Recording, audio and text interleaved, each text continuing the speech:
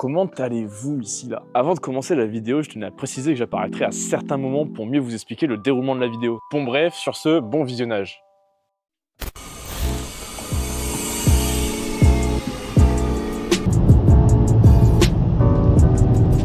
Hey les aventuriers, j'espère que vous allez bien. Moi je me présente, je m'appelle Raphaël. Moi c'est Elias. Moi c'est Joris. Moi c'est Miwesh. Aujourd'hui on se retrouve à la gare de Marseille. Actuellement il est 7h du matin, on s'est réveillé vers 5h du matin à peu près. Ok. Le réveil a piqué, ça c'est le cas de le dire. On est parti pour 9 heures de train, on vous en dit pas plus. À tout de suite.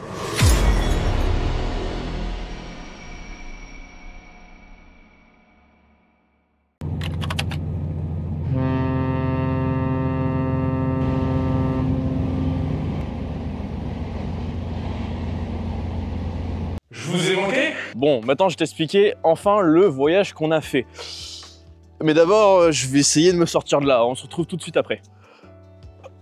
Oh, on est direction Marseille pour ensuite se diriger vers Bordeaux pour prendre un second train donc qui est à Le Verdon-sur-Mer. On a ensuite pris le bateau pour se diriger à Royan. Pour ceux qui connaissent pas Royan, c'est une petite commune en Charente-Maritime. Bon, ça nous en dit toujours pas plus sur l'endroit où on a décidé d'aller. En tout cas, bravo à ceux qui l'ont deviné. Et pour les nouveaux, bah, je te laisse découvrir ça dès maintenant.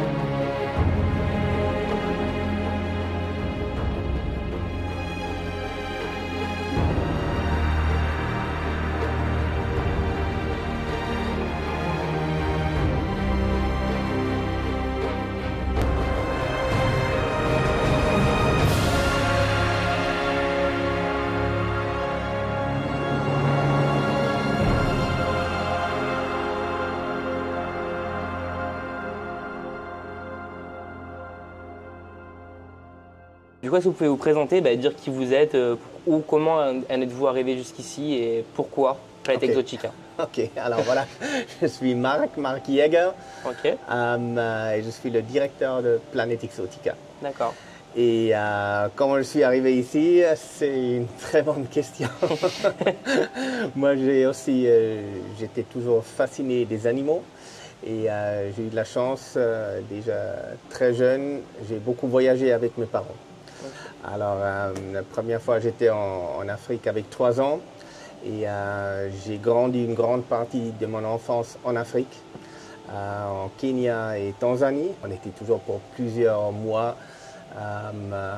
aussi en safari. Alors, on a eu notre propre voiture en bas, on a eu tous nos amis avec mon père et ma mère, on était des semaines et des semaines toujours en safari. Comme ça, j'ai vraiment grandi un petit peu dans la brousse. Et de très petit, j'étais ensemble avec les personnes sur place. Et j'ai chassé avec eux tous les différents animaux. Et mes parents, toujours, ils ont dit, ne va pas dans l'herbe haute parce que là, il y a des serpents. Et comme enfant, qu'est-ce qu'on fait? On fait toujours le contraire.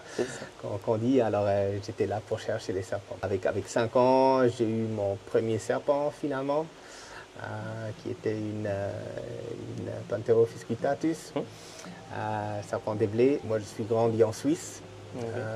Pour la suite et là avec un petit peu un équivalent comme le certificat de capacité aussi on est autorisé pour avoir des venimeux mais c'est une procédure un petit peu similaire comme ici.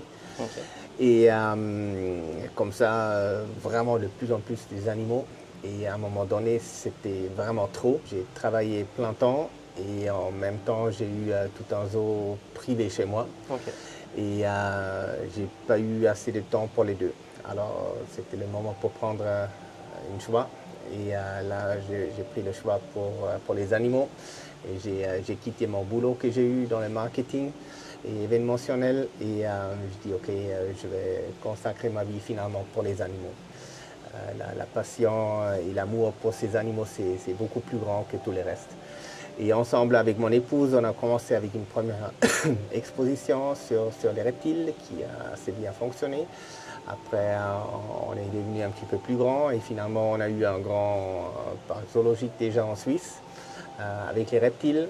Et là, on a reçu tellement beaucoup d'animaux de tous les côtés, des saisies de l'aéroport, des saisies des douanes de partout, des personnes qui ne les voulaient plus, des animaux qui étaient trouvés.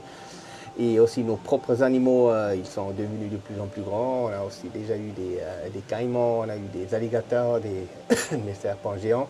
Et on les a reçus tout petits et après, avec les années, ça grandit. Alors ça a besoin des installations beaucoup plus grandes, plus importantes. Et en Suisse, le place, il est très restreint. Alors finalement, on a dit, OK, ça ne va pas, ça coûte beaucoup trop cher. Il faut trouver un autre endroit. Mon épouse, elle est française, elle voulait retourner dans son pays et par hasard, on a trouvé cet espace ici. Et à la base, c'est un ancien parc botanique. C'était très joli, mais ça n'a jamais tellement bien fonctionné. Alors ça a été fermé en 2011 et moi, je l'ai repris ici à la fin de 2012. C'était complètement abandonné? C'était sur le point d'être abandonné, oui. Comme ça, j'ai eu vraiment de la chance de le reprendre ici. Ouais. Donc vous avez un peu réalisé un rêve d'enfant? Oui. Ouais. Et il faut aussi dire ici, on s'éclate tous les jours. J'imagine. Tout ce que je fais ici, la plupart, je le fais parce que j'ai envie de le faire. Tous les jours, j'ai 50 000 nouvelles idées et après ceux qui semblent le plus fou et le réalisable quand même, oui. On essaye de faire. Okay. Et c'est presque en première ligne que je regarde qu'est-ce qui pourrait être vraiment intéressant pour nous. Moi, je suis tellement fasciné de tous les animaux venimeux. Alors, on a la collection la plus grande en France avec des reptiles venimeux. Avec des serpents venimeux, on a toujours en permanence plus que 400 animaux exotiques ici sur le parc. Après, on a encore toute la partie de la mini-ferme. Alors tous ensemble, c'est entre 600 et 800 animaux qui sont là. Avec ces serpents venimeux, on a effectivement la collection la plus grande avec des choses qu'on peut voir nulle part d'ailleurs, comme les mambas noirs ou aussi les krites qui sont là, les bungars, il y a les cobras monocles leucistiques qui sont tout blancs avec les yeux noirs. Il y a vraiment un petit peu des pépites et comme projet, on a encore plein des nouveaux animaux qui vont venir bientôt. On est en permanence dans cette optique d'améliorer nos espaces de vie pour les animaux.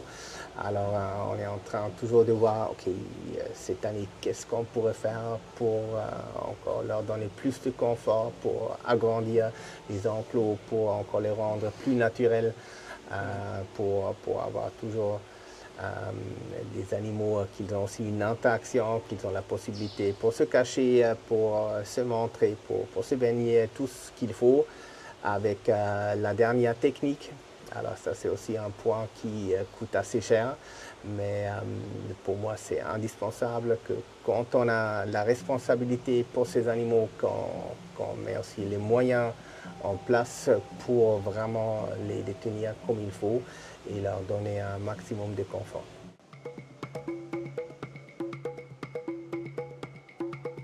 Ici, on se trouve devant le terrarium des cobras monocles, d'accord? On a du cobra monocle albinos, le cystique, et du cobra monocle, le cystique. C'est des animaux qui, une fois adultes, vont faire entre 1,50 m et 1,60 m. Ce sont des serpents qui sont originaires d'Asie. Il faut savoir que son venin est neurotoxique. Il va causer des arrêts cardiaques et des arrêts respiratoires. La particularité de ces animaux, c'est que si on observe bien ces animaux qui sont stressés, qui veulent impressionner ou qui ont peur, la partie haute de leur cou va s'élargir. Donc ça va vraiment venir créer comme une parabole, si on peut dire ça comme ça, pour venir dire au prédateur « ne me fais pas mal, t'as vu, je suis gros, je suis impressionnant, et en plus, je peux faire mal ». Donc, il ne faut pas jouer avec des animaux comme ça, d'accord? Tant qu'on ne connaît pas, on ne le touche pas, la règle restera la même pour toujours. Bonjour à tous, je vais vous présenter le boa constrictor, autrement dit boa constrictor. C'est un serpent qui est d'origine d'Amérique du Sud, Amérique, le continent. Ça fait une dizaine d'années, c'est un serpent très calme de par sa taille. Le boa constrictor, c'est un assez gros serpent qui peut mesurer entre 2 mètres et 3 mètres en général. En alimentation, ça mangera entre du rat et adulte des petits lapins. Et en général, le dimorphisme sexuel, ça va être au niveau des enflements. Le cloaque, ça va être leur organe reproducteur, comme leur organe où ils vont faire toutes leurs déjections, comme tout ce qui va être oiseau. Boa se met à l'aise apparemment. C'est un serpent, il faut faire attention au niveau conditions. Si c'est trop humide, il peut avoir des problèmes de peau sur les écailles. Sachant que le boa constrictor avec le python royal a une particularité, c'est-à-dire qu'ils ont des fossettes thermosensibles. Alors comme tous les serpents, forcément, ils ont une langue qui est bifide, autrement dit, elle est coupée en deux. Leur langue, quand ils la sortent, c'est vraiment pour capter les odeurs avec un organe interne qu'ils ont qui s'appelle l'organe de Jacobson. En fait, la langue va capter toutes les particules dans l'air des odeurs. Il va les ramener à l'intérieur dans cet organe justement qui va les capter. Et l'intérêt justement de la langue bifide, c'est justement de pouvoir repérer les différentes directions de droite et gauche. Du coup, ça fait combien de temps qu'elle est ici Alors, cela ici, ça c'est Candy. Candy, ça c'est un alligator américain. D'accord. Il y a seulement 2 différentes espèces des alligators qui existent. C'est l'alligator de Chine, qui est uniquement en Chine, et l'alligator de Mississippi, comme cela ici. En total, actuellement, on compte à peu près dans les 25 à 27 différentes espèces des crocodiliens. Ça, c'est déjà la forme ici du museau. Alors, les alligators, ils ont un museau beaucoup plus rond et large. Et cela, d'un vrai crocodile, il est toujours un petit peu plus pointu et long. Et deuxième chose, où on peut aussi bien le distinguer, ça c'est avec les dents. Alors, les alligators, on voit uniquement toutes les dents de la mâchoire supérieure. Alors, toutes les dents, ils pointent vers le bas. Et vers les vrais crocodiles, là, il y a toujours la 4e dent de la mâchoire inférieure qui dépasse. Et comme ça, on peut voir à gauche et à droite une grande dent qui dépasse vers le haut. Avec les dents, doucement, ma belle. Allez, monte, doucement. Bien. Elle possède 80 dents, 40 au haut et 40 en bas, avec une force énorme pour serrer leur mâchoire. Et voilà, Candy, elle a des dents qui commencent seulement maintenant à pousser un petit peu plus grand. Mais un crocodile marin d'Australie du Nord, par exemple, celui-là ici, ça c'est une dent d'un crocodile marin d'Australie du Nord. Et ceux-là, ils ont une force avec les mâchoires jusqu'à 3,5 tonnes par centimètre carré. Et cette dent ici, elle fait à peu près 1 centimètre carré. Ça veut dire sur chaque dent comme ça, il y a une force de 3,5 tonnes qui est au-dessus. Alors c'est la force comme un petit camion. C'est vraiment énorme. Tous les petits points noirs qu'on peut voir ici tout autour du museau. Dans la nature, dès que quelque chose touche ces petits points noirs, ceux-là, ce sont des capteurs sensoriels. Et là, directement, tac, elle voudrait mordre parce que ça pourrait être un poisson. Elle a appris que mes mains, ça ne sent pas comme le poisson. Alors, je peux vraiment la toucher ici. Et je peux même la toucher ici, devant, partout où il y a ces petits points noirs, où normalement on ne devrait pas du tout la toucher. Ils sont aussi les vibrations. Ils pensent même avec ces petits points noirs ici, partout vers la bouche, qu'ils peuvent aussi sentir des différentes températures, la qualité de l'eau, des substances chimiques dans l'eau et peut-être même aussi une sorte d'électricité des poissons, comme ça qu'ils peuvent même sentir aussi les poissons sous l'eau. Je vois quand vous la caressez, des fois elle ferme les yeux, c'est un signe de dominance, d'acceptation? Non, maintenant là, c'est seulement parce qu'elle est très calme, elle est aussi complètement détendue. Pour ça, je le vois dans ses yeux. Je regarde toujours bien les iris, les paupières et les pupilles. Comme ça, je vois si elle est stressée ou pas. Je vois aussi avec son comportement, si elle a la tension dans les muscles, comme ça aussi je sais si elle est énervée ou pas. Et là, elle est complètement détendue, pour ça aussi rester calme. Quand elle ferme les yeux, ça c'est quand je vais la caresser ici en haut. Voilà. Dès que je viens vraiment vers les yeux, quand je reste au milieu, elle ne fait pas grand-chose. Et quand je fais vraiment là, ça c'est pour protéger ses yeux. D'accord. Maintenant, on peut toujours interpréter oui, elle aime ou elle n'aime pas. En général, les reptiles, tout ce qu'ils veulent, c'est rester tranquille. Et ici, elle tolère. C'est, à mon avis, pas forcément qu'elle apprécie beaucoup, c'est plutôt qu'elle tolère. Et elle tolère parce qu'elle me prend pour un autre alligator et elle est ici moitié sur moi. Moi, je suis ici avec mon bras sur elle. Alors, c'est rien qui la dérange. Si elle serait dérangée, elle voudrait essayer de partir. Mais c'est vrai que malgré tout, c'est des animaux qui sont vraiment fascinants, mais l'apparence est assez repoussante pour certaines personnes. Du coup, ils sont un peu inexploités, je dirais. Oui, Oui, oui, on pourrait faire beaucoup plus avec ces animaux qui sont vraiment tellement intelligents. Et voilà, ils ont survécu 100 millions d'années. 100 millions d'années sans nous. Nous avons, je ne sais pas, quelques centaines d'années, c'est tout. Et eux, 100 millions d'années sans aucune évolution. Et après, qu'est-ce qui se passe? Après, c'est l'humanité qui arrive. Et en quelques années, on les a presque mis à l'extension de l'espèce. On considère que cette magnifique cuir ici, il est beaucoup plus joli comme sac à main ou comme ceinture que sur l'animal. Alors, on les a chassés. Et là, heureusement, aujourd'hui, tous les crocodiliens, ils sont protégés par la Convention de Washington. C'est le CITES. Et comme ça, leur commerce, il est vraiment très, très réglementé. Et eux, ici, ils sont en annexe 2B de la Convention de CITES. Les crocodiles nains, l'Afrique de l'Ouest qu'on a là-bas, ils sont 1A. Alors, c'est le niveau le plus haut possible qu'on peut avoir dans la protection. Dans les commerces.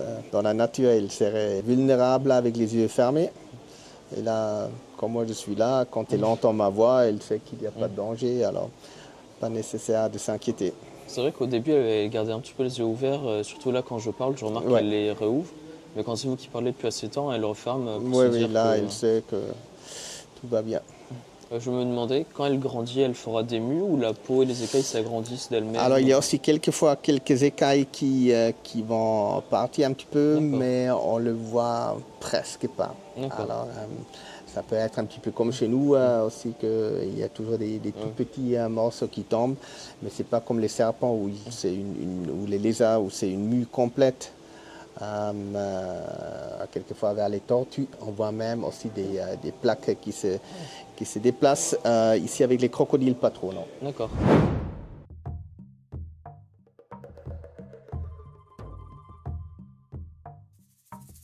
On se retrouve sur un terrarium, donc le camélon panthère, qui est son nom scientifique est Furcifera pardalis. C'est une espèce qui vit sur le territoire nord-est de Madagascar. Donc celui que vous voyez là, c'est un adulte. Il y a plusieurs localités, donc c'est un ambylobé. Ça va être principalement insectivore. Les mâles sont plus colorés et beaucoup plus gros. Les femelles vont être à tendance plus terne. Leur particularité à eux, c'est qu'ils changent de couleur. Donc selon leur humeur, s'ils sont stressés, énervés, s'ils veulent séduire la femelle. Aussi, si vous voyez bien, ils ont les yeux indépendants. Donc ça leur permet justement dans leur physiologie de se repérer par rapport à leur proie, parce que dans la nature, ils sont également comme ça. Il a la particularité aussi d'avoir la langue projetée. Donc la langue, elle équivaut à la longueur de son corps.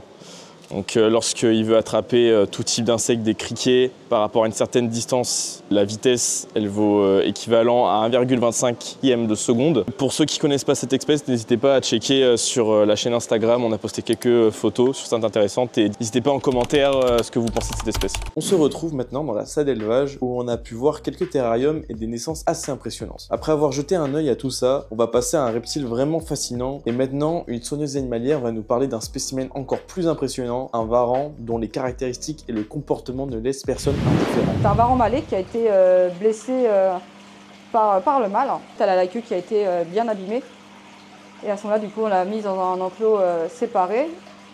Et on a du coup la chance d'avoir au sein du parc d'être une petite équipe.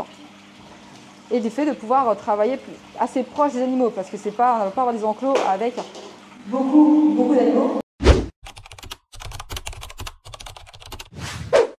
Donc à ce moment-là, on peut être assez proche d'eux.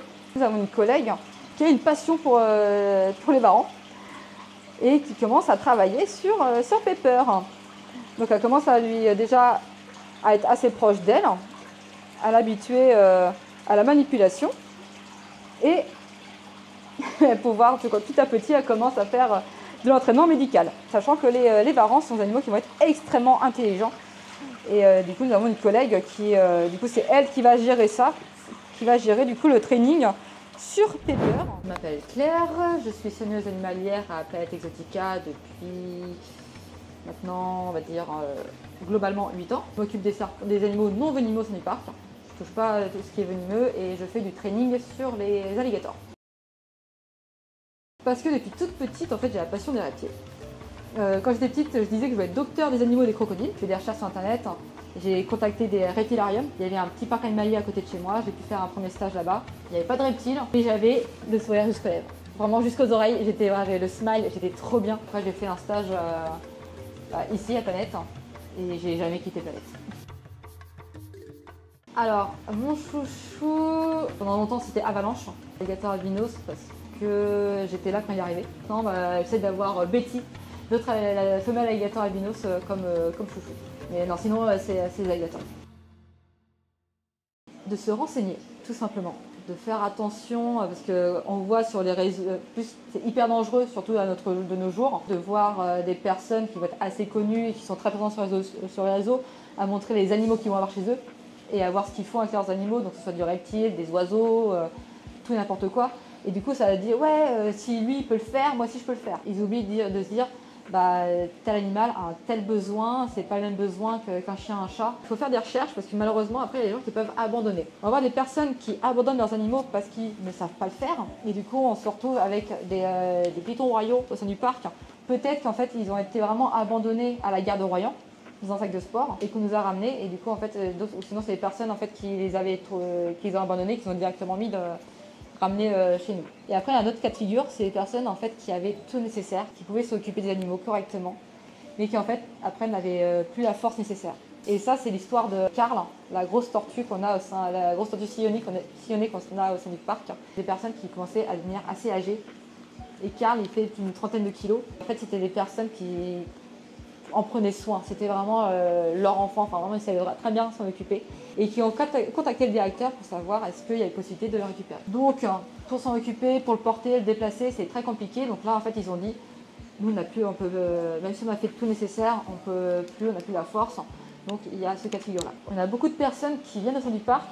Des fois, il y a des personnes qui vont être honnêtes avec nous, disant je suis désolée, je suis vraiment pas fan des serpents, j'ai peur de ça, vraiment. Et du coup, on discute avec eux et du coup, les gens, ils commencent à apprécier et tout simplement avoir le regard des reptiles qui va changer. À se rendre compte que c'est pas toutes les vilaines bêtes qu'on voit dans les films d'horreur, les serpents directement à cause de la Bible et compagnie, toutes les idées reçues qu'on a sur les reptiles. Comme si une fois par mois, on n'a pas l'histoire ah mais je connais un tel qui avait un serpent chez lui, en fin de compte, il avait laissé son terrarium ouvert et du coup, en fait, il s'est retrouvé, il faisait sa sieste et le serpent, quand il s'est réveillé, le serpent était allongé de tout son long à côté de lui. Et le vétérinaire, il a dit qu'il était en train de le mesurer pour savoir s'il pouvait le manger ou pas. Attends, on n'a toujours pas cette réponse à cette histoire. Bon, allez, viens, je t'explique. Bon, les amis, on se retrouve, donc la nuit est tombée, et je vais vous raconter maintenant cette fameuse histoire du serpent avec qui dormait sa maîtresse. Apparemment, dans l'histoire, c'est un boa.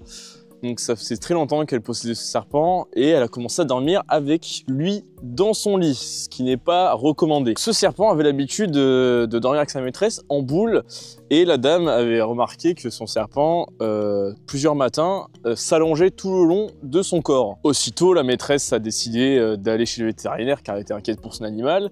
Le vétérinaire lui répondit comme quoi, attention, votre serpent est en train de voir s'il peut vous avaler en entier. Effrayé, ce qu'a dit le vétérinaire, la dame s'est vite séparée de son serpent, mais on sait très bien que cette histoire est fausse et je vais vous dire pourquoi.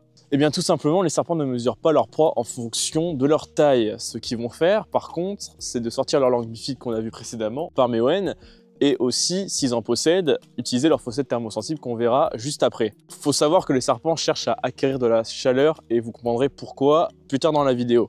Maintenant, le serpent a voulu tout simplement absorber la chaleur de sa propriétaire car lorsqu'on dort, nous la nuit, on produit de la chaleur. Pour ceux qui élèvent des serpents en captivité selon les espèces, en général, sur leur tapis chauffant ou lampe chauffante, ils vont tout simplement se mettre tout le long de leur corps. Par contre, à l'inverse, ils vont se mettre en boule justement pour conserver leur chaleur. Bon, pour enfin conclure cette fameuse histoire, j'espère que cette histoire vous a plu. En tout cas, il faut savoir qu'il ne faut pas croire ce qu'on dit sur les médias, les réseaux. En tout cas, il faut mieux s'informer. Bon, sur ce, je vous laisse, on reprend la vidéo. C'est les idées reçues. C'est les légendes. Mais c'est juste après s'intéresser, encore une fois, s'instruire pour savoir chercher le vrai du faux. On change de milieu, direction le milieu désertique, où Elias va nous présenter un reptile tout à fait réputé et très connu dans le monde de la terrariophilie. Alors bonjour à tous, je vais vous parler du gecko-léopard. Son nom scientifique c'est Euplepharis macularus. Un gecko-léopard c'est une espérance de vie à peu près de 20 ans. Il est originaire d'Asie. Il a une particularité, c'est que sa queue repousse. Bon, elle repoussera pas intacte, elle aura quand même quelques séquelles. Donc c'est une réserve de graisse. La plupart des geckos n'ont pas de paupières, hormis le gecko-léopard. Alors ici nous sommes devant l'enclos des Pogona viticeps, donc les agames barbus. On est sur un lézard qui est très présent en captivité dans les animaleries ou même chez les indépendants. On est sur un lézard qui est très facile de détention, d'accord, qui a besoin d'énormément de place. Et c'est un lézard qui est très intéressant à observer. Aussi une chose qui est très intéressante chez les Pogona viticeps, c'est que contrairement aux autres lézards, eux ils vont avoir une partie omnivore. Ils vont autant manger des végétaux que des proies animales, donc des insectes, des criquets, hirilions, blattes, etc. Donc ça c'est super. Alors là, du coup, on est sur un beau petit python moulure, donc mâle, femelle. Alors déjà, python moulure, c'est ça ce qu'on a dit avant. Aïe, coup dur pour Guillaume. C'est pas vraiment des pythons moulures parce que python moulure, ça veut dire python mollurus. Ok. Et ceux-là, ce sont des pythons bivitatus. Bivitatus, ok. Mais on est d'accord, souvent on dit toujours encore python moulure parce que c'est comme ça un petit peu dans nos têtes. Ok. Ok, maintenant pour la question. Parfait, top. Donc mâle, femelle celui-ci? Ça c'est une femelle. Ok. Ça c'est une jeune femelle. Qu'on a aussi récupéré de quelqu'un qui pourrait plus l'avoir. Ouais. Et comme ça, il est bien en train de grandir ici chez nous. Et celui-là qui est ici, ça c'est un mâle, ça c'est un albinos. Et comme ça c'est une forme coloration un petit peu entre les deux, mais aussi très jolie. Ouais. Ok.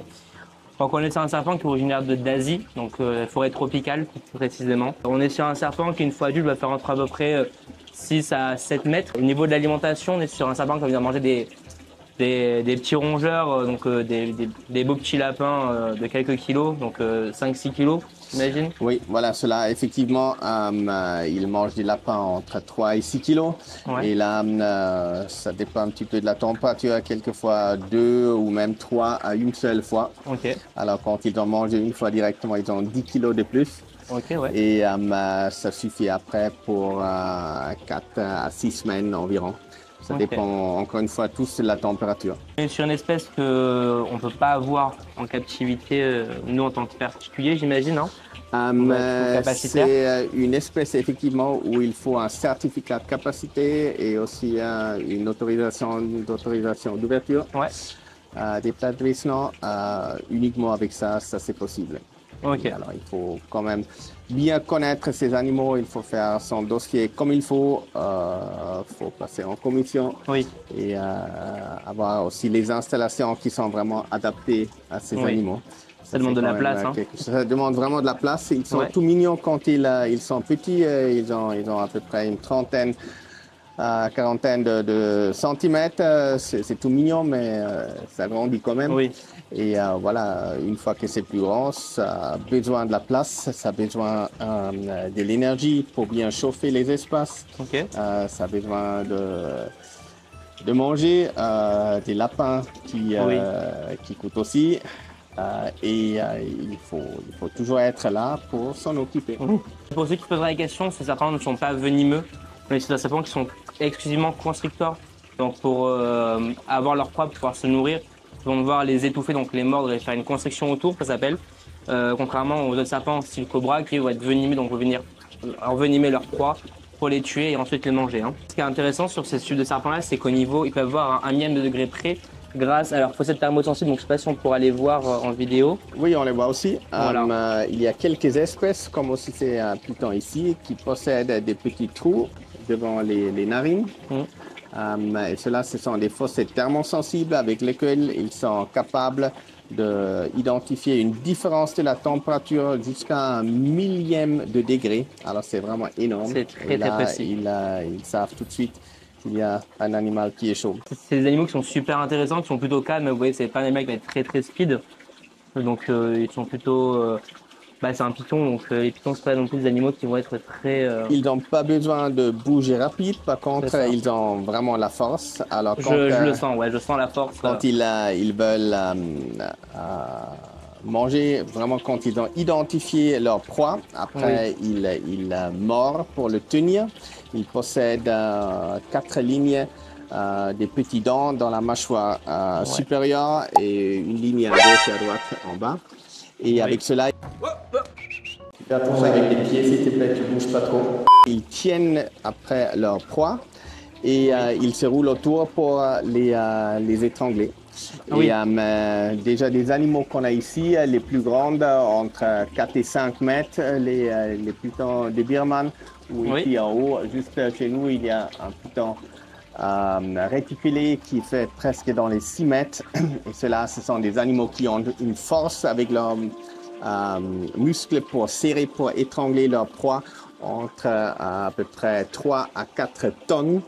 Alors quand il voulait sans problème, il pourrait aussi étrangler un humain sans problème. Ah oui, il peut le faire sans problème. Mais encore une fois, ils ne vont jamais le faire parce qu'un humain, ils ne sent pas du tout comme la nourriture, alors ils vont pas étrangler. Petite information par rapport aux reptiles en général, donc il n'y a pas forcément que sur les pitons. Hein. Les reptiles sont des animaux qui ont une température corporelle qui est variable. Donc leur température corporelle va dépendre de la température qu'il fait à l'extérieur.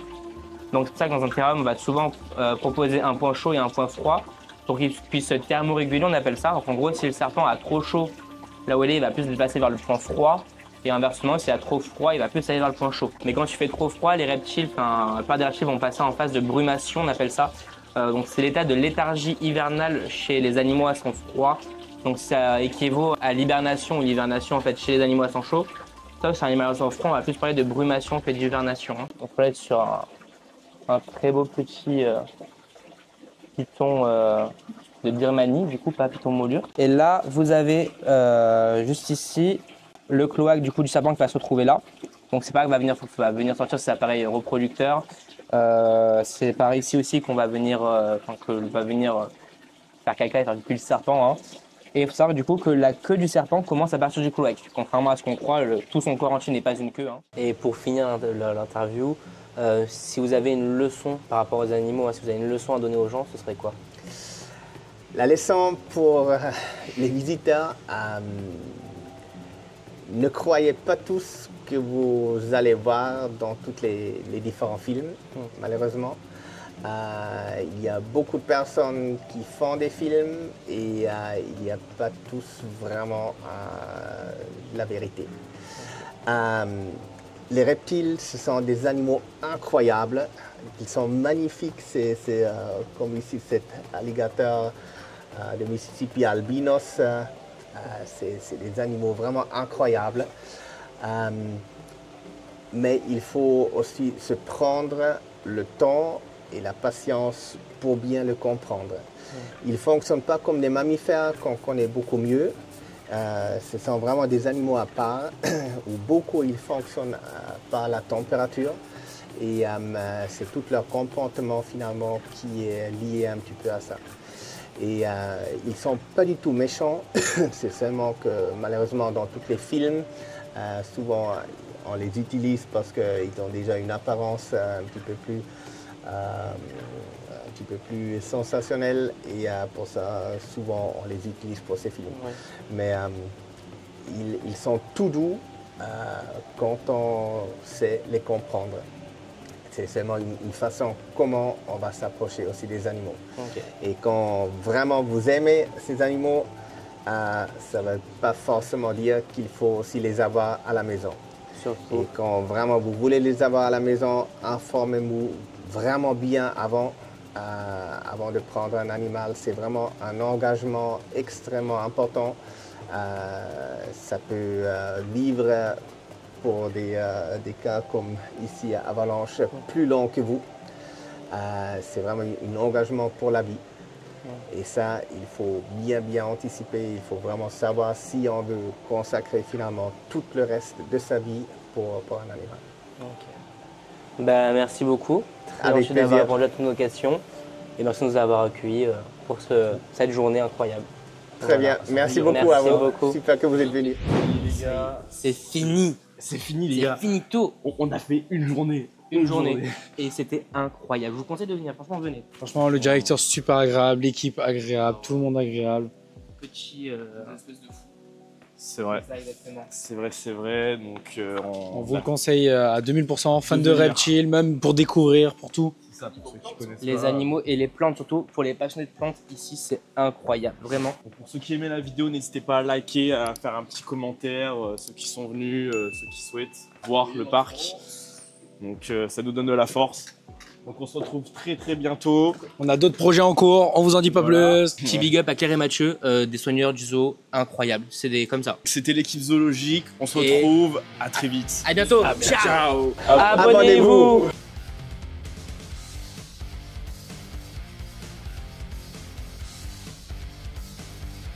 Comment j'éteins?